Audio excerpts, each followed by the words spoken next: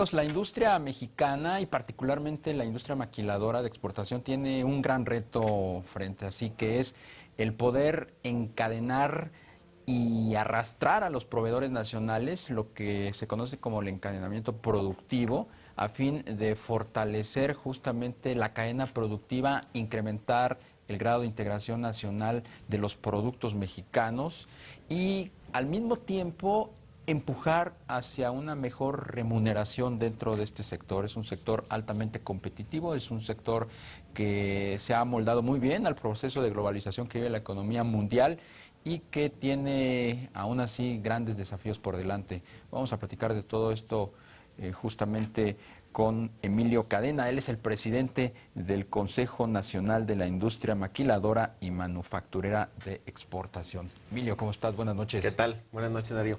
Muchas gracias. Háblanos un poquito del nivel de remuneración de la industria maquiladora. ¿En qué lugar está nuestra industria maquiladora en comparación con otras industrias? ¿Qué tan bien pagado? ¿Se puede aspirar a un mejor sueldo? ¿Cómo está impactando pues el crecimiento de las exportaciones justamente para elevar ese nivel? Sí, pues mira, lo primero que te diría es que el sector está creciendo a ritmos acelerados. Lo ha dicho el secretario de Hacienda, el secretario de Economía. La parte que está jalando a México a este crecimiento, que todavía no es suficiente y no estamos a gusto con él, tiene que ver con la exportación y particularmente con la manufactura de exportación.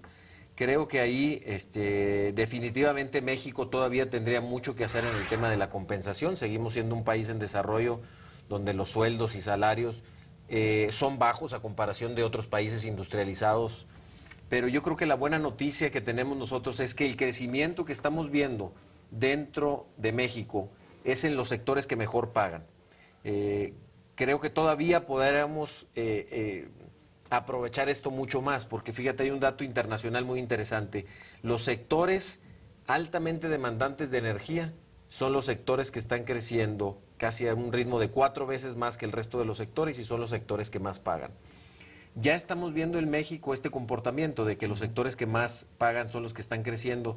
Si además de eso lo podemos materializar con la reforma energética y tener un sector energético más competitivo para nosotros como industria, porque todavía es mucho más caro mover una planta desde el punto de vista energético en México que en otras partes del mundo, particularmente en Estados Unidos. Entonces podemos seguir atrayendo, si materializamos la reforma, podemos seguir atrayendo esos sectores que a final de cuentas me parece que por ahí va la fórmula. Nosotros pensamos que a través de la formalidad, nosotros somos un sector total y absolutamente formal, y a través de la productividad es como van creciendo los sectores y es como vamos realmente generando lo que es el objetivo final de nosotros, que es la movilidad social. ¿Cuáles serían esos 4 sectores que están creciendo 4 veces más o más a doble dígito Sí.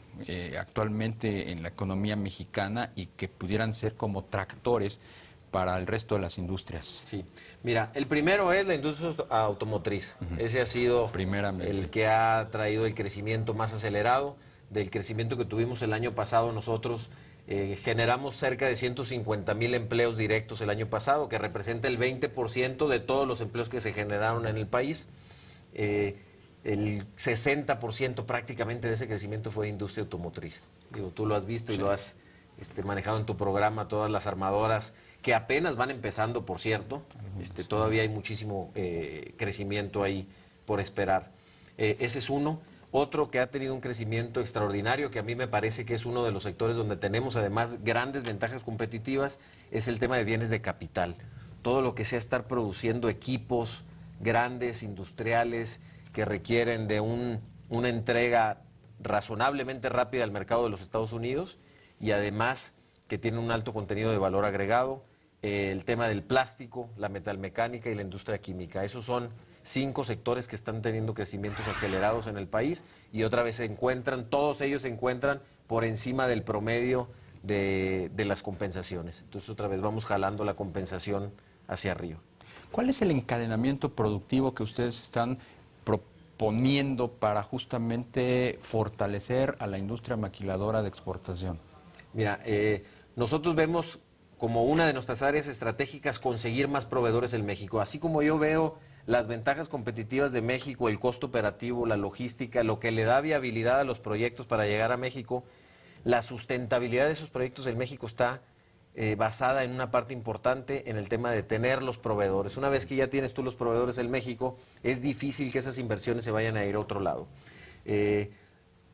Tuvimos un incremento importante en la balanza comercial, cerca del 30% el año pasado, pero todavía seguimos importando 170,000 millones de dólares todos los años de partes y componentes. De ese tamaño es el pastel de encadenamiento productivo potencial que pudiera haber en México, aunque siendo muy razonables, los 170,000 no se van a tener en México nunca, porque hay cosas en este mundo global que se fabrican mejor en otras partes del mundo. Pero a ver, volvemos a la misma pregunta de hace un momento. ¿Cuáles serían esas industrias que requieren un trabajo todavía de proveeduría local que se tendría que estar construyendo en los próximos años? Me queda claro, por ejemplo, la industria automotriz. La industria automotriz tiene una base de proveedores ya muy amplia en México. Sí.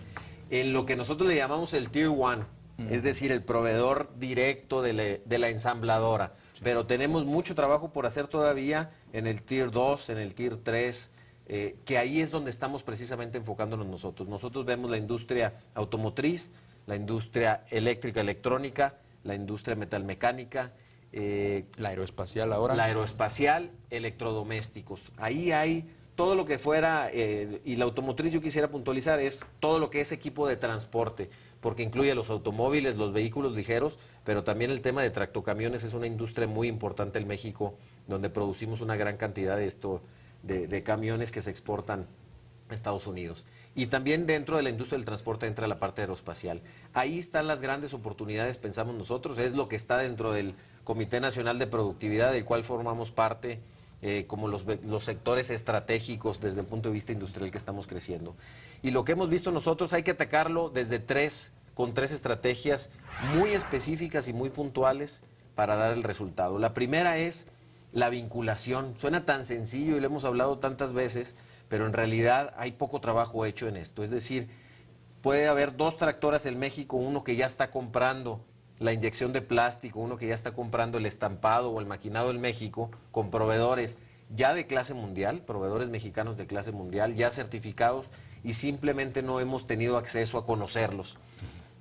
Para eso hicimos en Guadalajara el mes pasado un evento de encuentro de negocios donde nos dimos a la tarea de encontrar 50 empresas tractoras que pusieran sobre la mesa una demanda negociable real. Llegamos a 3,000 millones de dólares, que es una cantidad, cuando lo consideras que solamente son 50 empresas, sumamente interesante.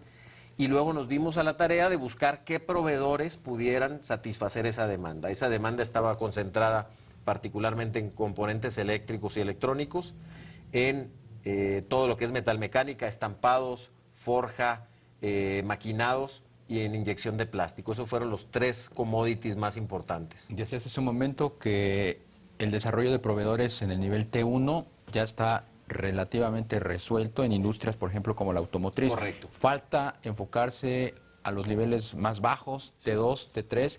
Ahí justamente es donde intervendrían las pequeñas y medianas empresas. Es correcto. Ahí es donde estamos enfocando nuestros esfuerzos.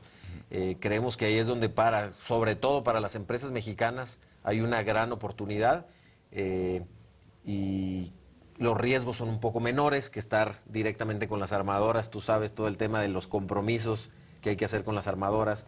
Y vemos muy buena posibilidad de estos 3,000 millones de dólares que pusimos sobre la mesa en tan solo 2 días de reuniones. Tenemos ya los datos de 961 millones de dólares que ya están negociándose, pero los términos y condiciones de los contratos. Entonces, así de efectivo y eficiente puede ser este tipo de estrategia. Ahora, la segunda es, no nos podemos quedar ahí, porque ahí nos fuimos con los proveedores ya de clase mundial mexicanos que ya existen el día de hoy. Es cómo le hacemos para sumar más empresas pequeñas a que se conviertan en grandes empresas manufactureras. Hicimos un convenio con la CONCAMIN, que a final de cuentas es quien representa a estas pymes en alguna de sus cámaras, y lo que estamos haciendo es haciendo un proyecto muy puntual, muy específico, de detectar a 50 pymes que vamos a apadrinar para convertirlas en 50 nuevas empresas manufactureras de clase mundial. Esa es la segunda parte que estamos haciendo, y me parece que es trascendental en este país que no sigamos polarizando solamente con los que ya existen creciendo, sino cómo le hacemos para integrar a más gente a la economía formal y a la economía altamente productiva, que a final de cuentas de eso se trata. Pues Emilio Cadena, presidente del Consejo Nacional de la Industria Maquiladora y Manufacturera de Exportación, INDEX, muchas gracias por haber estado aquí esta noche. Ojalá nos podamos reunir más adelante para ver cómo van avanzando estos esfuerzos. Claro que sí. Muchas Hasta gracias. pronto. Hasta pronto. Te invitamos a seguir cuestionando la información con los siguientes videos.